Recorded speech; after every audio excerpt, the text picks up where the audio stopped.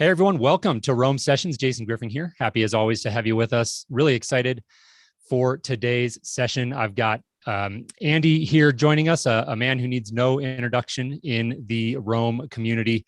I'm really excited to jump in with Andy Henson here and talk about maximizing output in Roam. So by way of quick introduction before we jump in, Andy's joining us from Tamworth in the UK. By day, he runs a software development agency called Foxsoft. He is the writer of the free and very popular email course, Effective Note-Taking with Roam Research. He has a personal blog at elaptics.co.uk, and he is also the author of the very well-known Letters from a Roman. That's a twice-a-month newsletter that is absolute must-read material for anyone out there using Roam Research. Andy, welcome to the session. How are you? Hi, I'm really good, Jason. Glad to All be right. here.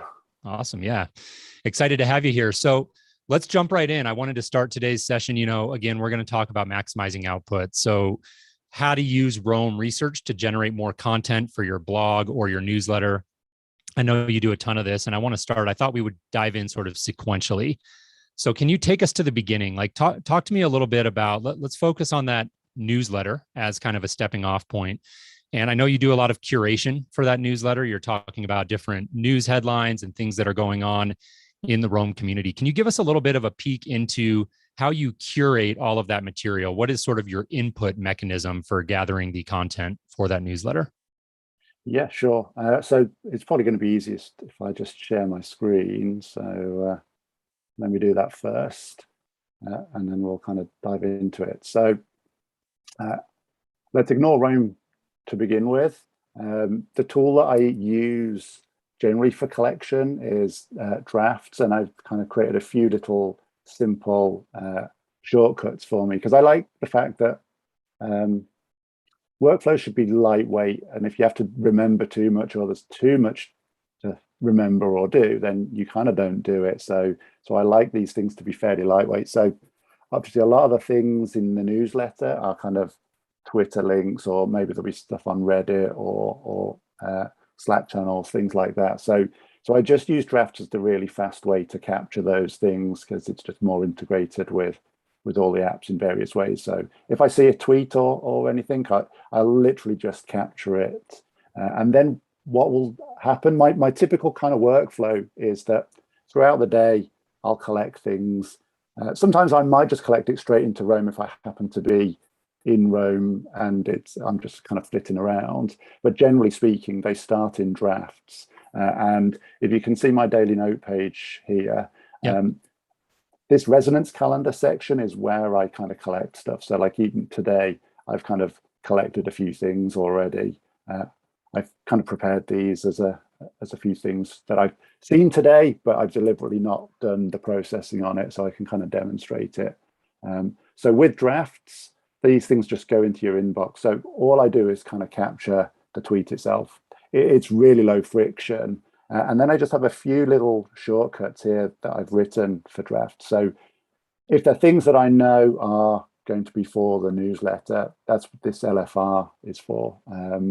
So all I do is I kind of just click into it, and then I'm double clicking on this, and you see it disappears. What that's done is it's taken whatever was in the note, it's copied it to the clipboard, and it's put a little tag on the end of it that I use in Roam, and then it's archived it, so I don't have to do anything else. It's really lightweight in terms of getting it then from drafts. And all I'll do is I'll come into Roam at that point, into my resonance calendar section, and usually I'll kind of just click in if there's several of them, and I just kind of use the top of the list. So I'm just pasting into it from my keyboard, so you can see it's added this LFR tag on the end. And that's really, I forget who it was. I think it was Cynthia Lau or Lu. I'm not quite sure of the pronunciation. She always called them hang tags, which I kind of like the name of. All I do is put it in, and then I indent underneath it. And these are what I call like the touch points. This kind of processing I'll do at the end of my day, one way or the other. So before I kind of leave my desk for the end of the day, I'll kind of go through this processing routine where I'll go through these things in drafts, and I'll have a look at it and go, oh, right, okay, what was this? And it gives me a point to say, should I have captured this? Was it a worthwhile capture? Is this something I think I will use? And all I'll do is I'll just take a moment to kind of make some quick, I think of them as fleeting notes, in the sense that I'm not trying to do the whole thing too soon, because I don't know if I'll use this in the newsletter or when I'll use it. So it's that I don't want to do too much work too quickly. It's just these smaller, lightweight touches. So in this case, I'll probably just put something like,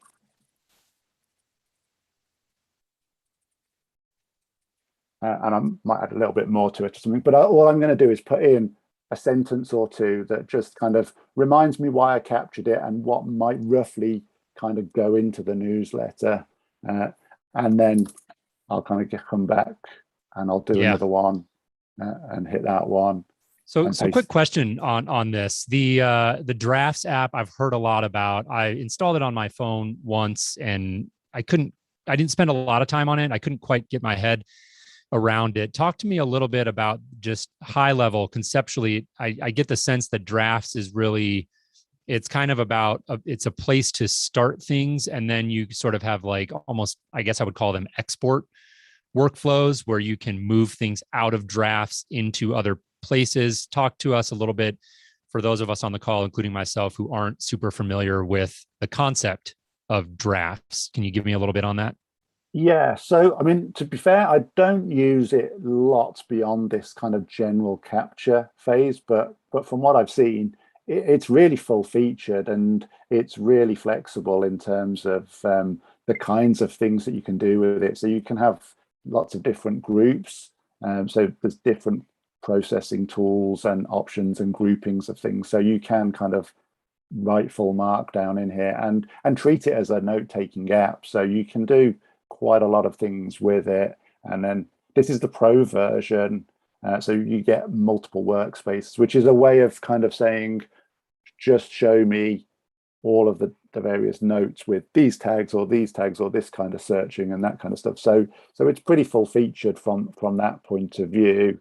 And then you can do previews and various other things with it. Like there's a whole load of different kind of tools for sharing these things with tweets and so on. But I kind of honestly don't use it much beyond quick capture. They're useful for me for, like, if I'm going out for a walk, then I can kind of dictate into my watch or my phone, and it's just a one button press on like my watch. And it's just those kind of capturing those fleeting ideas and things that will kind of come in here. And I do the same flow basically. I just take it from there and then kind of put it in. So if I go back to the Roam research ones, there's a group of them that have some of these things. But mine is this general processing one where I've just got these kind of simple workflows here. This is consistent with what I've heard about it, which is that it's a really great place to capture things, incredibly low friction, and that it's a good tool to get things, captured and then be able to get them out to other places very quickly. So zoom in though for me and talk specifically about when I think you double clicked over there in the right sidebar and it disappeared from the inbox, and I think it copied to your clipboard is what it did there. So, basically walk us through that again. Double clicking on one of these just runs whatever the thing is that it is. So in this particular case, it's a really dead simple script, which is basically just taking the text and then just adding the tag on the end of it. And then it's copying that to the clipboard and archiving. So basically when it's done, you can see it here, it's like very cool, the archive. So it's super simple. And I honestly haven't spent a huge amount of time optimizing it or doing anything else. It's just enough to do the job that I want. And I think when you've got so many different workflows and different things, you can't have them too complicated, because you'll spend more time going, all right, what was the next step? And unless you've got a very regimented thing that you can step through, it just becomes more hassle and you won't do it, and then nothing happens. So a lot of this, like it's one of those weird things. There's a lot of steps to the process, but they're small enough in discrete things in simple enough ways that kind of they're all using the same building blocks. So as we kind of go through this, you'll probably get a sense that all the building blocks here are very similar. So it doesn't take a lot more effort or thought. It's like you get used to doing it in a particular way, so everything kind of follows similar form.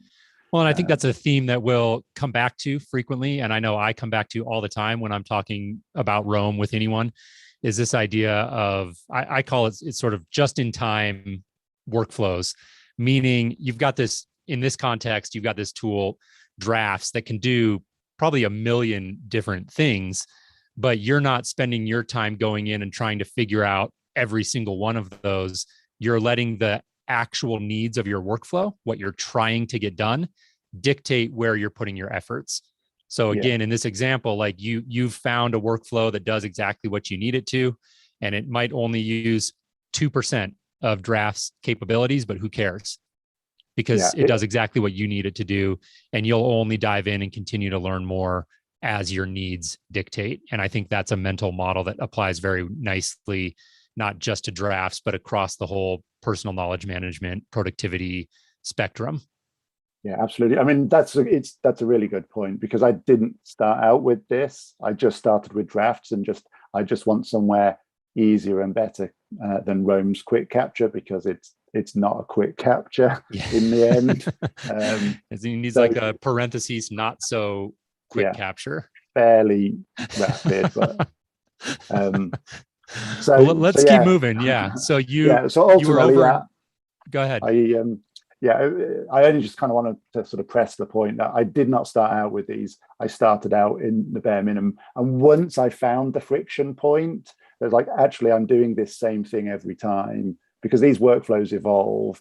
So once you get to that point, then I learned just enough to add these actions to just speed up what I do every day with it. So that's the general gist, and that's the way I capture everything. They all go into this resonance calendar. So these ones I added earlier, which are nothing to do with the newsletter, but I capture things and I tag them, and I'll add any other text underneath it, just because that's the flow and this makes sense, and you'll see why in a moment. So I won't bother doing any more on this one for the time being, because that's the collection stage. It lives under resonance calendar when I'm collecting things. So I know that's where anything that I've kind of seen will come into. So it gives me another way of querying this stuff in the future.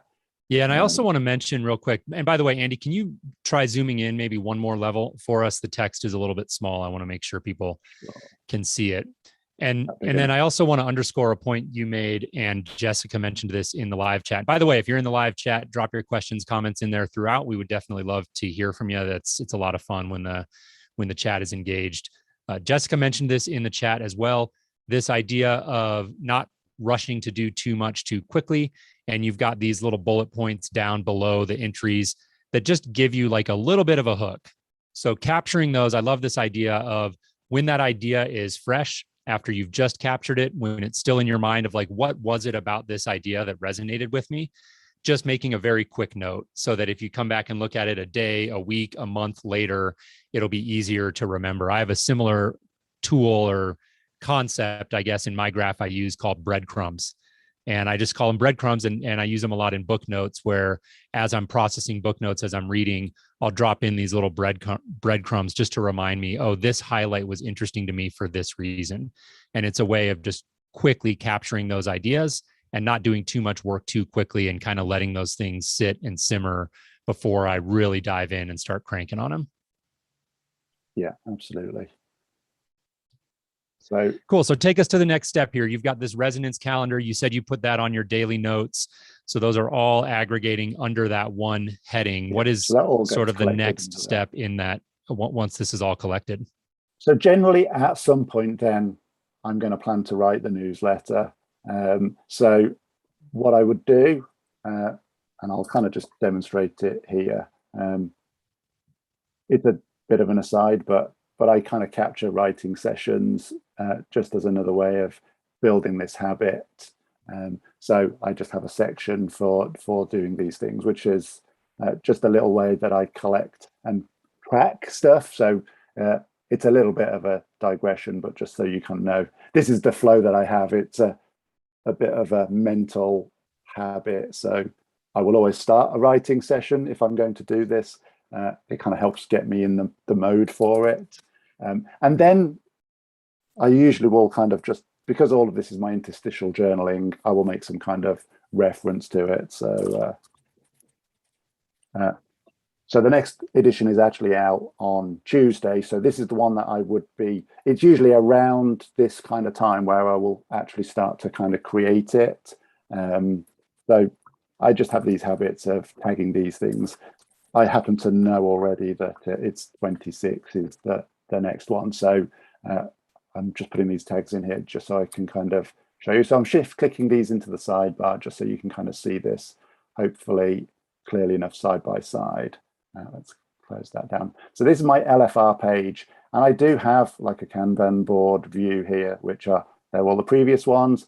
This is the one that I'm working on now because it's the next one. And then I've got which one obviously is going to come next, because sometimes I just want to use these as hang tags. So if I've had a thought or maybe this for the next edition, when I'm writing something in my like daily journaling, I just want it very quick to reference. I don't do a huge amount more than this. What I would do is I would say something along these lines. I would open this up just to make sure that I've got all of these things in here. And then the important bit is the references. So I would open up the references. Let me close this down because we don't need that so much now. So these are all of the times I reference LFR throughout my graph. You can see there's quite a number of them. I have a filter on it already because this is the normal filter, which is just show me all of the ones in underneath resonance calendar, because these are what I'm interested in for the newsletter itself. So you can see here's the ones that I've just added and other ones going down. So then what I would do is if I'm going to actually start writing it, oh, it's not actually, I can't do Roman numerals. It's 26. Yeah, so, it's ambitious of you to use those. I was going to say. It was a brilliant idea when I started. The longer I do it, the harder it gets. But I guess becoming an increasing liability. But yeah, you're learning something new, and I know you're an avid learner. So there you go. Yeah. So let me clear this out because I've already put a template in. So another thing is like I use templates, and I just use the Roam templates. So I just have an LFR email one, which gives me the starting structure. So it just kind of fills out the likely sections, because most of them follow a set format, which is just another way of kind of easing myself into it and not having to overthink and start from scratch every single time. So obviously I know that Tuesday is going to be the next one. So I happen to use Roam42 to kind of do some quick shortcuts. So I write Tuesday and I hit Alt or Option and Shift and D, which just changes anything in that line that looks date-ish to a date, so that that just gets filled out. And then the key part then is, again, have the LFR in here, that if I hadn't already opened this on the sidebar, it's just a shortcut to me shift clicking and getting to this list.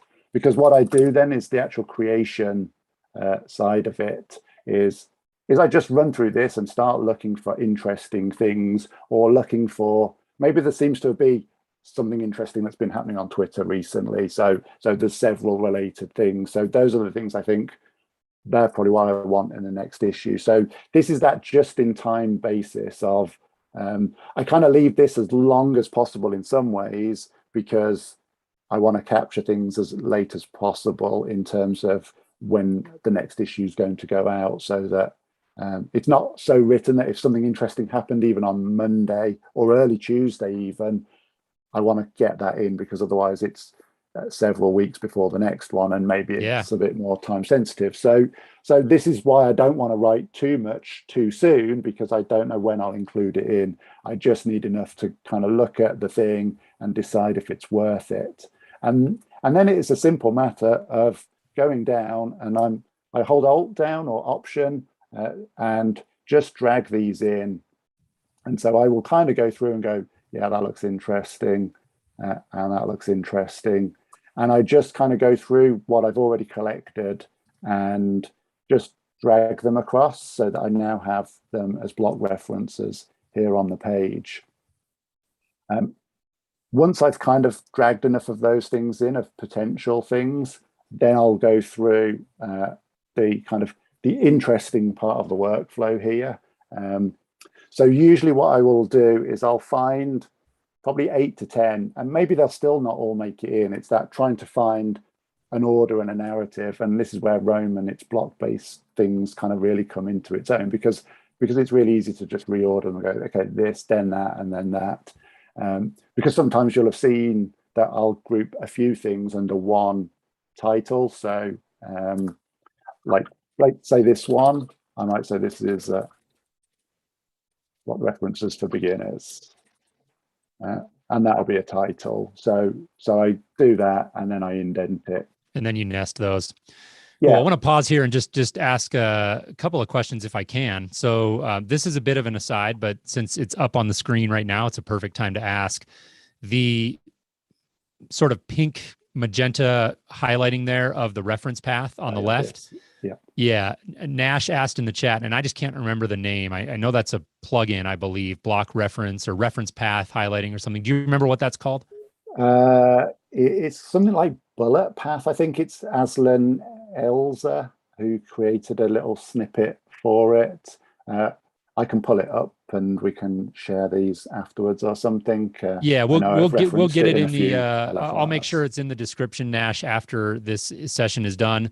Or I'm going to be sharing. I'll drop my email in the chat, and feel free to shoot me an email, and I'll get you the name of it, because it is like a plugin, and we'll find it. And then one other question. I hope I'm not sort of taking you off track here a little bit, but one question I did have is, if we rewind a little bit, so your workflow is you've got all these things captured, they're underneath this resonance calendar tag. Then you're opening up your template. You've got your resonance calendar off there on the right sidebar, where you can pull that content in. That all makes a lot of sense to me. One thing I was curious about is, how do you manage the fact that resonance calendar has so many different references underneath it? And I would imagine that you might tag something early in the week and then decide not to include it. And then that doesn't get pulled into the newsletter, and it's just sitting under that tag. And eventually, does that become noisy? How do you manage keeping that clean? Does that question make sense? Yeah, it does. And I haven't found it to be a problem yet. As you saw, there's like 200 odd references in there.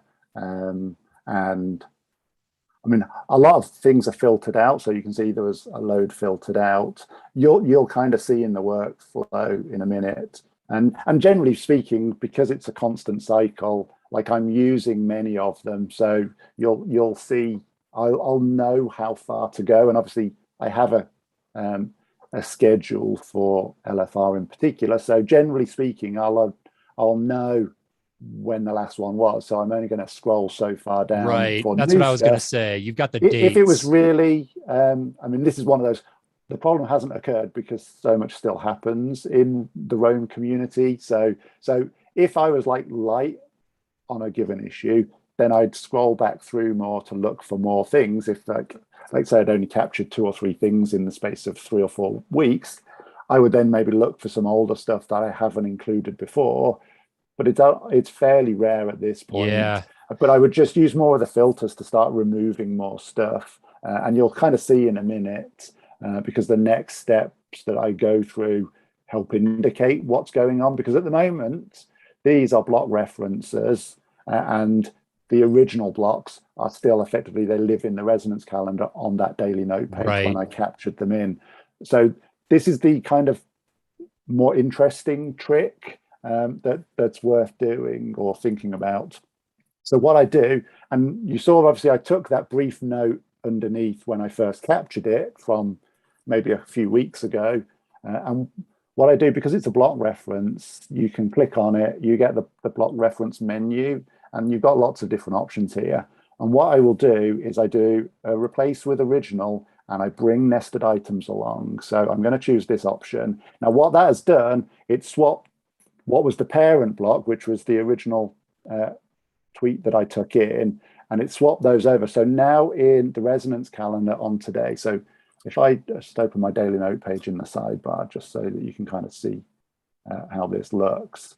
If we go back up to the top here, it's tricky now, the fonts are so big. Let me just scroll this down. So you can see now here, this is now the block reference over here in the right-hand side. And obviously it has nothing else underneath it because I've pulled my note underneath it now. And so I basically just switch these things over. And then what I'll do is drag this up to the top so that that becomes the text I'm going to create. And then I nest the source underneath it in effect.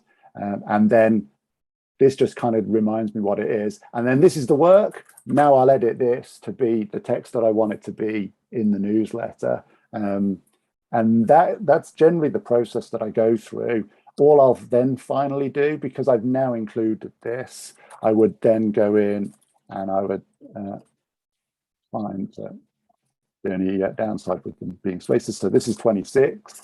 So I then tag it and change the LFR to 26 so that it is, I know if I look back through here, I can see I've already used it because it's tagged with that newsletter where I actually used it. So that's how I can then scroll through later and go, yeah, I've definitely used that. A, because it's a block reference, and B, I can see when I used it. So it's this really simple, lightweight structure. And then I leave those references in there. So if you want, because obviously with these newsletters, I always include an export of this page. And so that way you've got the ultimate source where I got it from. That's very cool. Yeah, I love how you do the swap there. I think that's really smart. So you've still got a record of where it came from. You've still got that block reference over in the resonance calendar nested under that. But now you're able to move that text over that you created and edit that freely without having to jump back to the original place and edit it. I see what you did there. That makes a lot of sense. And then adding that tag as kind of an extra layer indicating this story has been used in a previous edition. Yeah. Yeah, and I mean, and that's pretty much how I kind of create this thing. So like, it's just a few steps that give me these kind of incremental processing stages, which kind of just give me a little bit at each point. So I'm doing just enough work to move it along bit by bit until I get to this stage and then turn it into that. So the next stage, and this probably then kind of leads us nicely into more general writing and blog posts and that kind of thing, because I have a same but different related flow. Yeah, I think that's excellent. We can kind of shift gears now and talk about, okay, what do you do with it now? What's sort of I call it the last mile of getting this out and actually publishing it. And I would love, like you said, to then shift gears into more broadly talking about writing. In fact, there was a question in the chat from Jessica about how you manage all these streams of information and how do you process them beyond just the newsletter. So very timely. So let's talk a little bit about the last mile with this newsletter and use that as a segue to talk more generally about your writing process. Okay, so in terms of getting things out, there's two parts, and maybe we can kind of come back and cover it a little bit more shortly, because it depends. So here for this newsletter in particular, I always want this to be a fully finished page because of it. There's a quite direct one-to-one relationship between this and the email that goes out, because I then export this page and make that available in there so that people could have this in their own graph, complete with the references to a certain extent. There are caveats with that because obviously block references are kind of unique to graphs. One of the things that I do actually do is I have a separate local graph of all of the LFRs, and I use that so that that's a standard one that's kind of pristine, and I kind of do a bit of extra work in cleaning that up so that when everybody else gets that, they get a useful export, so that all block references are consistent. So you should get a consistent set of linking in your own graph should you want to use it. So now everybody's getting a peek behind the curtain at just how much work Andy does to put out a quality product. If you're not subscribed to his newsletter, definitely go do that. It's one of the best reads in the community. So let's jump into the output stage, and I'll kind of come back to this section, because this is usually where I do some of my own kind of thinking and writing, and the flow for how I get to this is a little different. But let's say I was actually ready to kind of get this out of Roam. ConvertKit is what I use to send these emails, and what I'll do is let me find my ones I prepared earlier. Not there.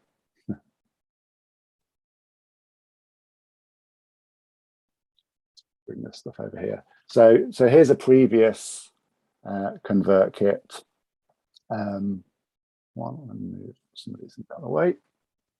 So this is what it looks like when one's complete, in terms of how things will look like when they end up. What I would typically do here, actually I want to go back into that one. So this is a complete behind the scenes. So I usually cheat and duplicate an existing one when I'm ready to write the next one. So let's just empty out the whole thing. It is behind the scenes, but I love it because I think it's so important as you're prepping this to mention that it can be so easy for any of us who are trying to create more to see all the output and all the beautiful things that everyone else is building. And we get this asymmetry of visibility. All you can see from what others are building is the beautiful, shiny end product. And then on your own product, you see the inner workings, messy middle, all the messiness and the ugliness that comes with creating. And it can lead you to sort of believe that like somehow you're missing something, or that you're the only one who's struggling with that. So I, for one, appreciate you showing the behind the scenes here. And I think it's really good for others to see as well. Yeah, definitely. It's one of those kind of, I don't know if it's a dirty little secret, but like people just don't know how to get from that A to C step, and it's that B in the middle, and these are the B's in the middle. So that's right. So generally, in terms of this, it's Roam42 that I use, because the converter tool in it is the thing that makes this simple and easy. And without it, it's a lot more effort in copying and pasting and reformatting, because that's where Roam in its native sense right now is kind of not good enough. And I'd probably say, I don't know if it needs to be good enough. I mean, there is a question as to whether it is the tool to do everything. But for this, I use the converter tool, and there's different ways you can have this output. So I just use GitHub flavored Markdown with the flatten option, which basically flattens all of the bullets. So basically it just removes all the bullets out, and it leaves it in a Markdown format. So in the case of what we were just doing in the Around the Roman Empire section, just so people can kind of understand how this is structured. So I have this heading, which I've just used Roam's heading functions for a H1 and then a H2. So you can kind of see that's the Markdown equivalents for those sections. And then that's the text I wrote, and that's the source of it in those terms. It is as simple as I would go through all of these things, and I copy it to my clipboard, and then I go into ConvertKit. And this is one of the reasons I actually like ConvertKit, is that when I paste it, it recognizes that it's Markdown, so I can just say yes.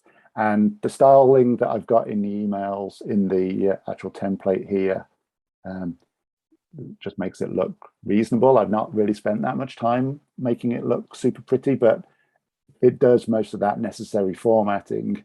And so all I then have to kind of go through and do is just remove out the extra references that I'm not using just from the email perspective, because that kind of is messier. What I will do, probably jumping ahead too quickly here. So normally what I would actually do, and this is the problem of the one-to-one relationship. So I have to do a bit of work where I would take that, and then I have to kind of create the links here in ConvertKit so that there's something for someone to actually click on in the newsletter itself. So that's how I get out of Roam and then into other tools. And that's really how I create the newsletter, and it just that simple, consistent cycle ultimately. Got it. For anyone watching who doesn't use smart blocks, do you happen to know, I'll put you on the spot a little bit, So the export option that you were using was called like GitHub Markdown, something to that effect. I know that Roam has, and it was fairly recent addition, not super recent, but it wasn't that long ago that they added natively the ability in Roam to do a flat Markdown export. Yeah, so that's just export here. Yeah. Yeah. That's do you know? This and that. Yeah. And if you can change that to flat. And that's what I use. Do you happen to know what the difference is in the output between the method that you're using? One thing I did notice is that it appeared the way that you were doing it, that you could just click on the export and that little window popped up and you could copy and paste right from there. And I do know that using the Roam native method, that's going to export it to a Markdown file. Then you've got to have some method of opening that file. And I use Ulysses for that. I'm curious for your thoughts on that. And that's why I haven't, I mean, I was already using the Roam42 method before they added the export one, but I did take a look. And then when I found that it creates a file, I was like, well, it's more steps. I got to open the file with something. And I would probably use Ulysses for it because that happens to be that editor. And we'll get to that in a minute. But otherwise, you just have to open it up and then do the copy paste.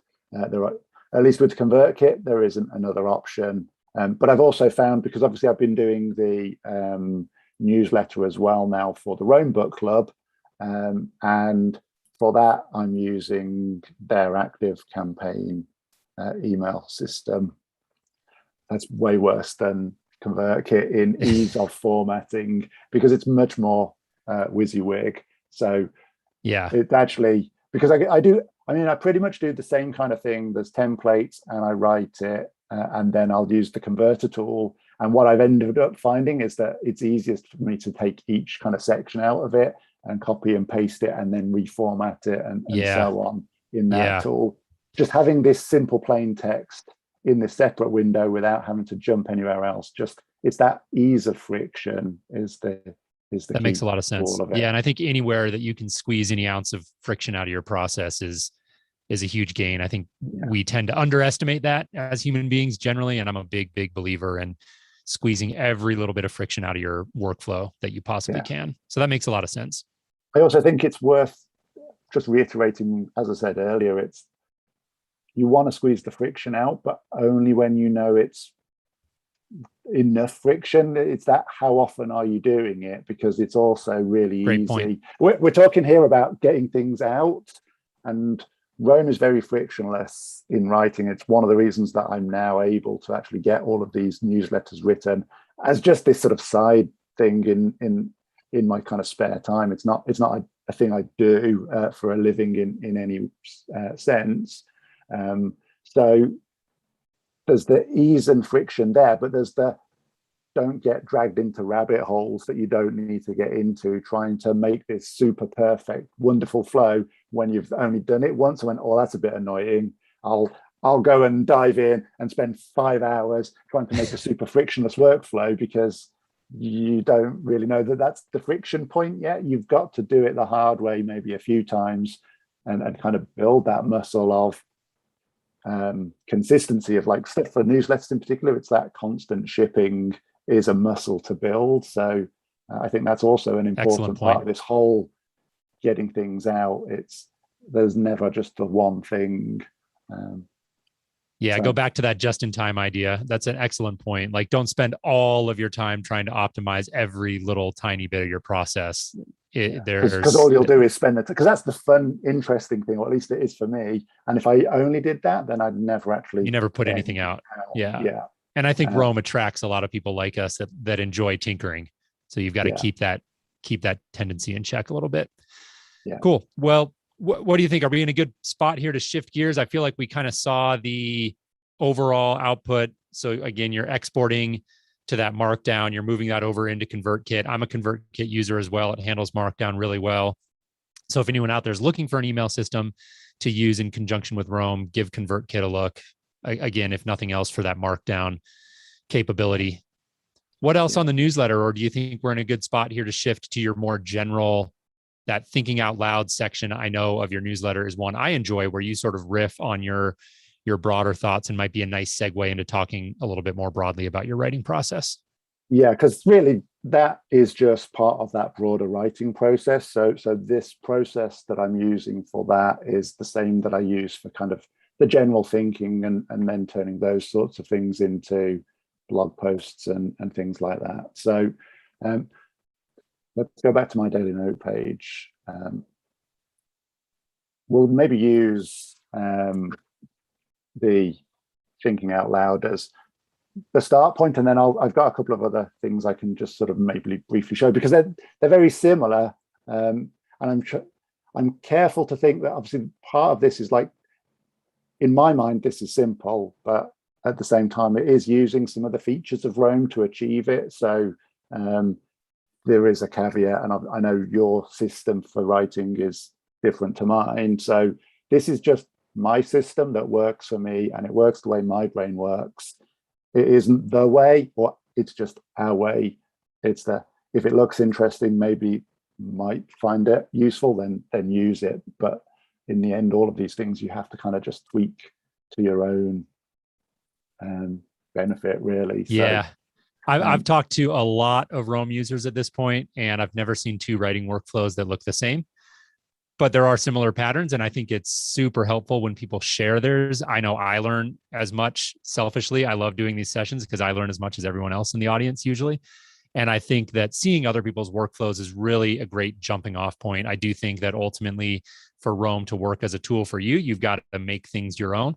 That's part of the beauty of it. It's also part of the challenge of it. So I think seeing other people's workflows is a really helpful way to understand at least the way people are thinking about things, and know going into it that your workflow doesn't have to look exactly like it, but what Andy's about to show you and what I might show if I show some of mine here are great stepping off points for people who are just getting started. Yeah.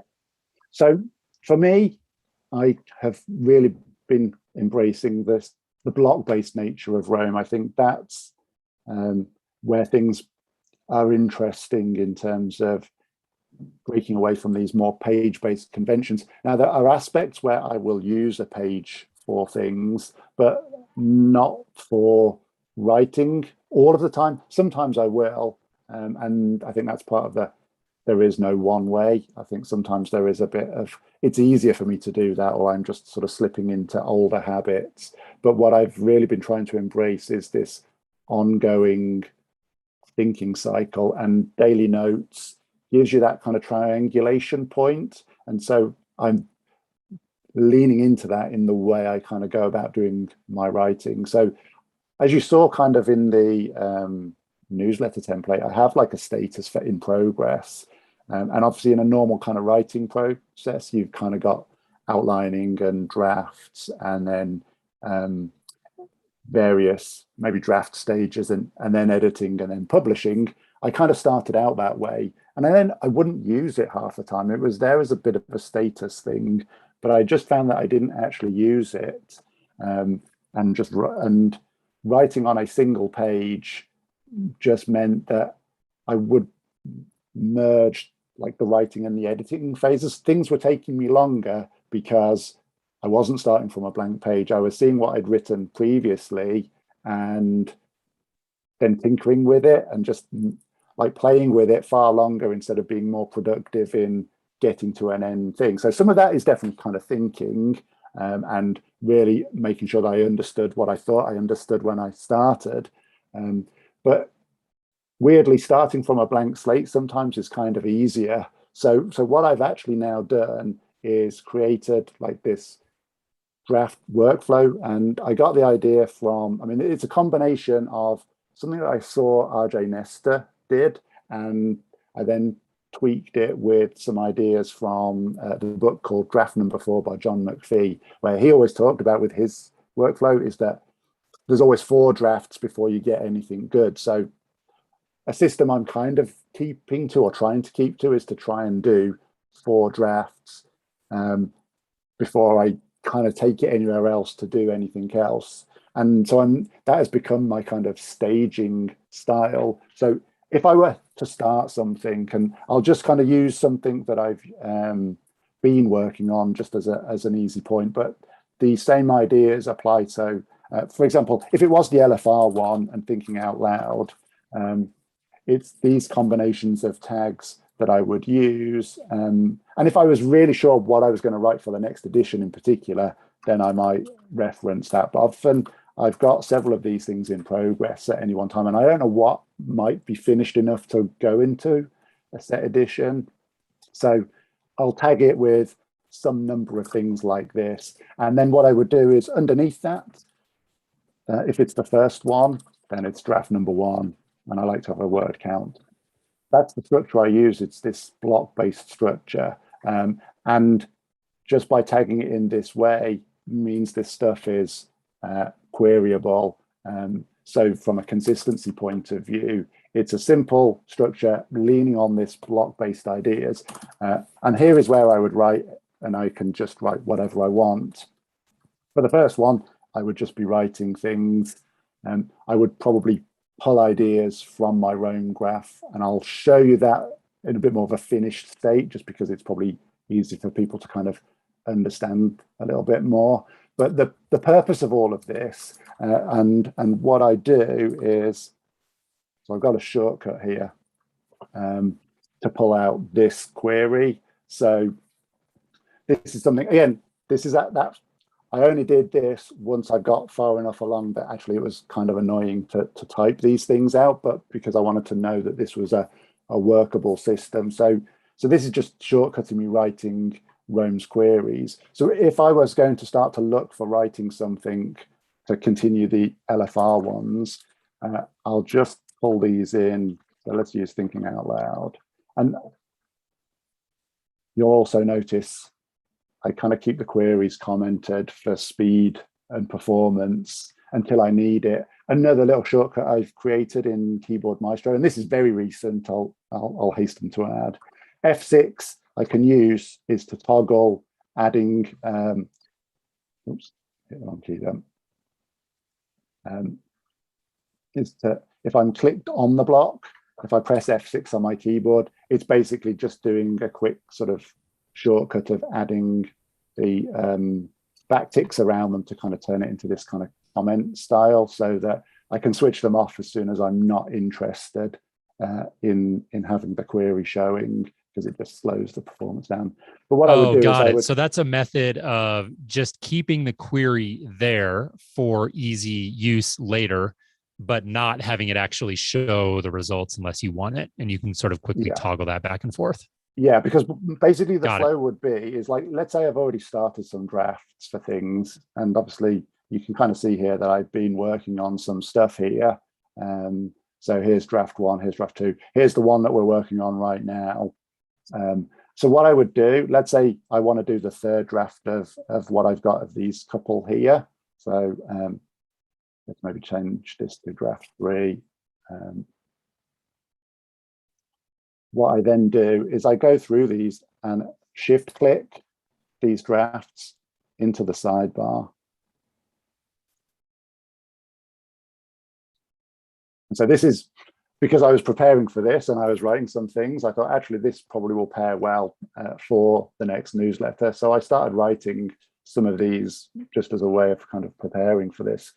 So what I would do is click these things into the sidebar. And click the draft 1. So I should click draft 2 into there. Once I've pulled in the relevant other earlier drafts, this is when I'll just turn that query off, because then what I want is to just focus on writing. So close everything else down, focus in on that draft. And then this is, so the masonry theme that I'm using, shout out to Abhay and Murph for this, because this is what makes it really nice, is I just stretch these out. So here's draft 2 and here's draft 1. So I've got all my previous drafts open in such a way that, like, normally I'll have my screen fully maximized so that I can see them, and I can just scroll these things left and right, because I want to be free to think, but I want to see what I used previously. And this kind of now comes back to all of these block referencing ideas, and you'll see it here. So here's one of the drafts that I created. So you can see September the 8th, I started thinking about this. Then I did some more on September the 9th. And let's say today I'm writing a third version of this. I can look back at the things of like, what did I like, what didn't I like? This first one, you can kind of see here, these are block references. These ideas are ones where I went to search through my graph for things of stuff that I might like to include. So if I right click this one, I'll open this in the sidebar. This shows you that this is actually coming from my Zettelkasten, and I can obviously see where I've used that now, because so we're kind of looping round and linking to where did I do it. So I can see how much I use other things from my Zettelkasten in my work. Now, the way I actually found this stuff in interesting things, so if I was going to look for something else for whatever reason, then the most often way that I now do this, because I've got so many blocks of so many things in here, I find that the block search like this isn't always that useful. So in the case of what I started writing over here, I was looking for things about creativity and flow. So I'm just typing words of things and seeing kind of what comes up. And this is fine, but you can't see enough of the context in this menu, and I can't always tell exactly where it's come from. Like this one I can, because it happens to be a particular Zettel. So if that sentence made sense to me to use in here, then I might use that very directly. But because there's not enough context, I usually use the advanced block search, which is, I think by default, Control-Shift-9, which brings this block search up. So if I do the same kind of creativity flow, then I can see, and you get more context. So you can see this line that I wrote here, which is the one that I did include in. So if this is like, oh yeah, that's one of those ideas that I've written about before, that looks interesting. I'm just going to do a search, and then I'll find it, and then basically you press enter once to select it, and then you press enter again to drop that particular block reference into your graph. So you can see it's added it to there, and when I click away, that's now included in, and you can see obviously because I've included it twice, the reference count's gone up. Yeah, that's very cool. That advanced block search is not a feature that I've used a lot, and I think it's a lesser known feature in Roam. But just to be clear for anybody watching who isn't aware, that is a native feature, correct? That's not a plugin. So that is built right into Roam, and can be, from what I've heard, a powerful tool to search for blocks, because as your graph gets bigger, like you alluded to, it can become pretty difficult to just do that inline block search and return anything useful.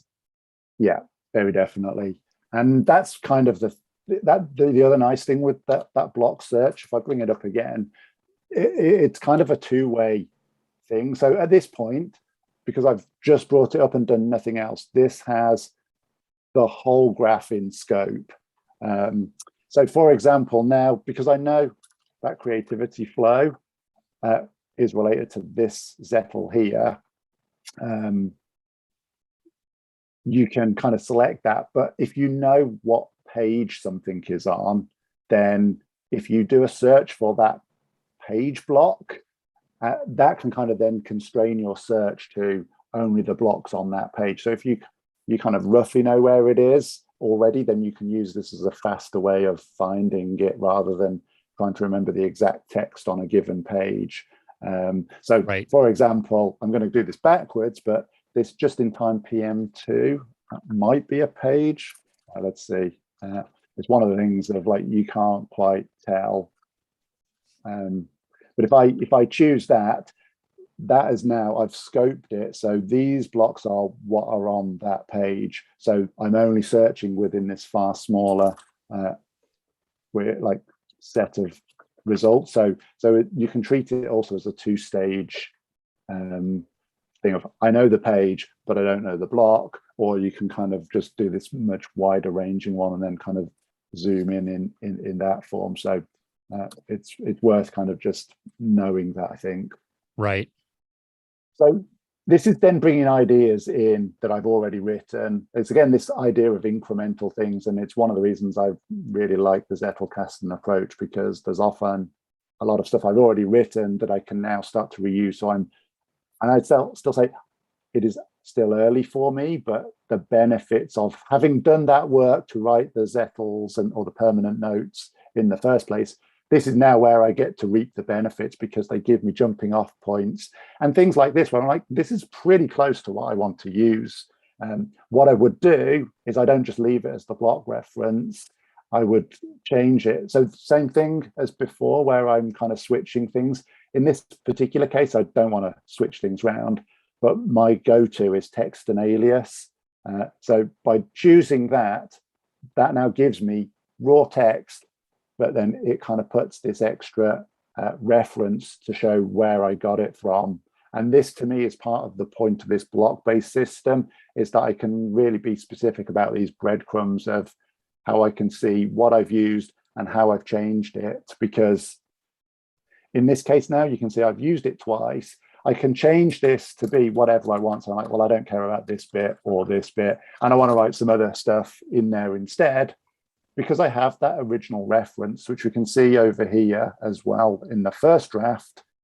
I can see how I've changed it over the course of these drafts. So as I'm working on a given thing, I can see it, but I can kind of drill back to the original. So if I still have, I don't have the original open, but if I hover over it, excuse me, I can see the original there, or I can click on it and take me to the original one. So I can see, oh, right, well, this is, I first came up with this on the 23rd of April as part of the fleeting notes, as I got to this particular zettel about writing about ideas which interest you, that help you generate more ideas. So I can very easily see exactly where my ideas came from. And if at any point I ever found like this to be wrong, I can go back in my thinking. I can trace it all the way back through my articles.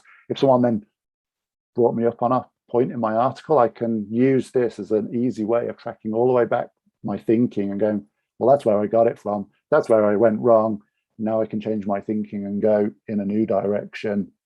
Yeah, exactly. And this principle from Zettelkasten, and I don't consider my system Zettelkasten really, because I'm not quite there with some of the core principles, but there are ideas that I've taken from it for sure. And one of the big things I do with, take a simple example, if I'm reading a book and there's an anecdote or a study or something in the book that I'm like, oh, this would be great to use in a blog post, I will take the time as I'm processing those book notes to go ahead and write that in my own words and have it ready, so that when I'm ready to use it in a blog post, I can essentially just drag it in and use it. But, and this is the big thing, is what you quickly find out is that no matter how generalized you try to make that writing in the original context, whether it's your Zettelkasten or a book notes page or whatever, you will invariably find that when you move it into a blog post, the context is subtly different, and you want to change words around or maybe remove a sentence because it's not relevant or whatever. And that text with alias is a great way to do that, because it allows you to freely change the way that it's written, but preserve, like you said, that original reference path so that you can see exactly where the idea came from. Yeah. And to me, that's really the key to all of this approach. It's just this idea of staging these things and leaving yourself breadcrumb trails for all of this. I'm kind of conscious that we're kind of coming up to the end of the hour. Yeah, I think we can. I can go for another 10 minutes or so, but yeah, let's try to accelerate a little and talk about. You've now got these drafts. You're going through these 4 drafts, multiple stages. Eventually, you're distilling all of that down into a finished product, and then what? Yeah. So let me jump around now to. Here in the UK, we have a long-running program called Blue Peter, where the catchphrase is always like, here's one I made earlier. For example, and I'll use my personal blog and my personal newsletter that kind of goes out with that, just to kind of use those 2 elements of demonstrating things here. So there's 2 parts to this one. There is a blog post that I am in the middle of writing, which is what makes a good operating principle. And then what I've actually done. So then my personal newsletter, you can see that I have similar but different formats for these things. So this is the newsletter that I wrote. Now, I broke my own rules, and this is another, just I wanted to kind of mention, it's like I am not that consistent all of the time, but because this stuff is all built in this same manner, it's like there's enough breadcrumbs or signposts that I can find it, and I know I'm consistent enough in one regard that I will find it. So in this case, I have a consistency of how I reference the newsletters for my personal blog, and so I can just use this, even though I didn't then use, I do have like a template for this one as well, just so you can see I theoretically have a system. In this case, because I kind of did it a little later than I wanted to, I've basically just jumped and I broke my own rules. I only have one draft, and here it is. And I just did it on that page, but because it's nested in the same form, I can really easily find it. So this is then a finished, let's pretend I did it through multiple passes. These earlier parts I've done in a similar form as I've done LFR, but what I've been writing is a slightly different section. This is basically a cut down version of the blog post I'm working on. It's another kind of working in public and incremental processing ideas, is that I wanted to get this out there and see if I could get some feedback before I've even finished it. So I've started publishing these in my personal newsletter because it's a much smaller group of people in there. If I just pull this open in the sidebar, this is then how my posts might look. So you can kind of see here, I already have some things set up for the same sorts of systems. So if I kind of just open these drafts up here, just for speed,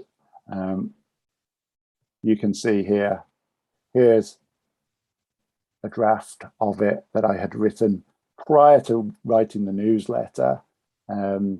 So again, I kind of took things from this and I actually sort of created a shorter cut down version, because this one is not in itself finished, but then I was able to take this from here. So I would do the same thing, use Roam42, use the converter, and then in this particular case, what I then do is I take it into Grammarly.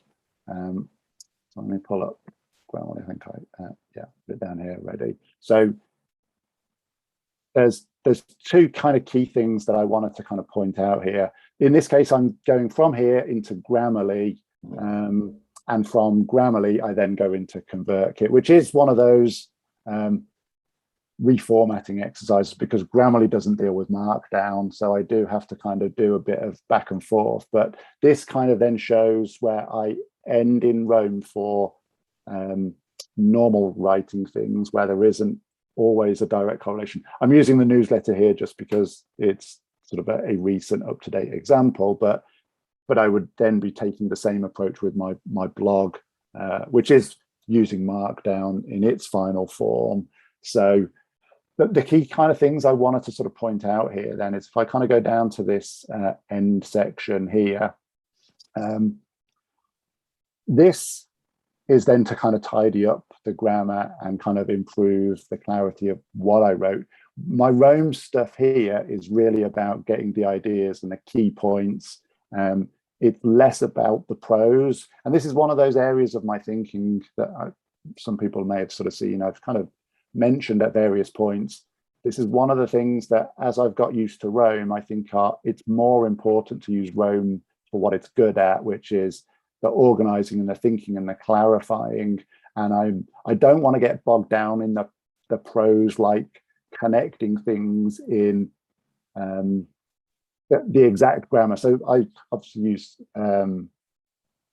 proper sentences and full stops and things, but I'm not so interested in the specifics of how to link from one bit to the next. I want the general organization and the structure, but I'm not so interested in the finer tuning and does this read well and come across as the final point. So Grammarly is one of the things that I do to improve that. And then if I go back to ConvertKit,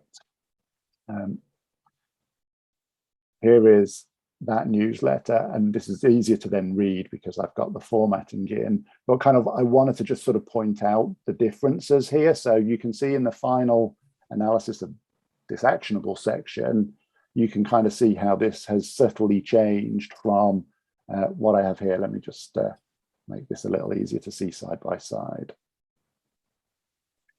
So if we look at the actionable section here, you can see how they're broken from the bullet points here in this sort of structural way, that the essence is the same, but I've rewritten it and merged things into paragraphs so that the final article reads better. And I think that's the other really important thing that I've found in the end with this in terms of output. I don't want to write the finished thing in Roam because for whatever reason, it's not so conducive to that final prose. And I'm finding there is an importance in this difference between thinking and clarifying versus a prose-like approach. And I think this is one of those reasons where, without getting into like the Obsidian versus Roam type debates, I think people have a certain way of thinking one way or another, and maybe this is a new, different way of thinking around those things. Yeah. Yeah. It's a really interesting point. Nikki in the chat said using Roam as an outliner with an exclamation mark, after you were making that point about doing more of your prose focused work. So really focusing on creating that final publishable product outside of Roam. This is one that I've gone back and forth on, and I still wrestle with it and don't feel like I've totally pinned down what works best for me. But generally speaking, I think this is probably pretty common in the Roam community for people who are actually using Roam to publish, is that Roam really does become more of the place. And I struggled with this. I've said multiple times on these sessions that I tend to be on the side of the spectrum where I like things to be tidy and clean. And it took me a while to let go of that a little bit in Roam. And I think there's a certain amount of structure that you need to have in Roam, but it doesn't need to be a publishable, beautiful place. It can be a little bit messy. It's just a place to get your thoughts arranged and get them organized. And then when you're ready to move things to that next step, if doing that in Roam works for you, great. If you find that working in Roam to get that finished prose in place is the workflow that works for you, run with it. But if you find that maybe you just want to get that out into a tool like Grammarly or Ulysses or whatever other editor you might use to get to that final step, there's absolutely nothing wrong with that. So I think everybody has to sort of wrestle with that question themselves and find what works for them. So we are at our time here. Really quickly before we wrap up, I just want to take a quick moment to, first of all, thank everybody for joining us live today. Really appreciate it. A lot of fun seeing you all in the chat. If you're looking to connect with Roam Sessions, a few ways to do that up on the screen. Number one, subscribe.roamsessions.com. That'll get you signed up for the newsletter. If you're not subscribed already, please take a minute to do that. That's where I send out reminders and updates about future sessions, as well as links to recorded sessions and things of that nature. So again, subscribe.roamsessions.com, at Roam Sessions on Twitter, and jason@roamsessions.com. Those are also great ways to get a hold of me. I check all of those messages. So please reach out if you want to ever come on a session or you have any ideas or topics that you would like to see us cover. Lastly, before we wrap up, Andy, I want to put you on the spot just a little bit here. We talked a lot about maximizing output, using Roam to actually get stuff published. For anybody watching who's maybe a little bit overwhelmed or just getting started on their journey, or maybe they've flatlined a little bit and they're looking to get to the next step, what's kind of some high level? What's your one high level piece of advice for people who are looking to get more output pushed out of Roam research? I don't even think Roam is almost irrelevant. I think it's the building the writing habit. What Roam makes it easier, it's to build that writing habit because it's more frictionless. And I think because it's not prose based, I mean, that's kind of one of those interesting things. Being block based kind of encourages that just at least get those thoughts out of your head, and by not worrying so much about prose and proper sentences at that first stage, I think it's more freeing, and Roam is really easy to get that out there. So, but it's that you've got to sit in a chair and write. I think it was Neil Gaiman who said something about like his method for writing is you're either writing or you're sitting there and you're not doing anything else. So I think that's step one, is you just need to sit in a chair and write, whether that's in Roam or something else. It probably doesn't really matter. The biggest starting point is just writing, but I think Roam makes it far easier to get the things out of your head. And once they're out of your head and you can see them, then you can start to refine them, and that's kind of you've got the ball rolling at that point. So then it's just easier to kind of keep going back and refining it and refining it. I think at some point though, you also do have to publish it, and even that's the other kind of, it's the perfectionist element, is that at some point you've got to go, yeah, this is good enough. It's better to get it out there and get some feedback, because you get another chance to do another thing later. So that's probably the second piece, then, is to don't just never publish. It's like, just get something out there one way or the other. Yeah, it's it's kind of the Goldilocks principle, right? You've got to be willing to work at it and get the bad stuff out of your head and onto a page, because you can't get to the good stuff without going through the bad stuff. And that's a really uncomfortable process for anyone who's ever done any writing. We all know that. But then also, like, you don't want to go too far and try to refine it and make it too perfect. So finding that kind of nice middle ground, I think, is the key. And maybe one other thing is, don't worry, because probably the first stuff you put out there, you're basically shouting into the void anyway. So the likelihood is that not that many people will see it in the early days, that it doesn't really matter that much. You're better off just doing that to build that writing habit, and then just keep going. I mean, I'm sure my earlier newsletters in particular are probably terrible, and now they're a little bit better, and I'm sure if I can keep going, then they'll get better and better. And they're great. Yeah, your newsletters are awesome. Yeah. Andy, this was a ton of fun. Thank you so much for coming on. I really appreciate it. Yeah, it was loads of fun. Hopefully all right, everybody, learned something. Yeah, I am 100% sure that they did. Thank you, everybody who joined us live. Again, be sure to subscribe.roam-sessions.com for updates. And I will also include links to Andy's newsletter, his blog, and other resources in the description in the video below. Thanks again, Andy. Everybody have a great day. We will look forward to seeing you on the next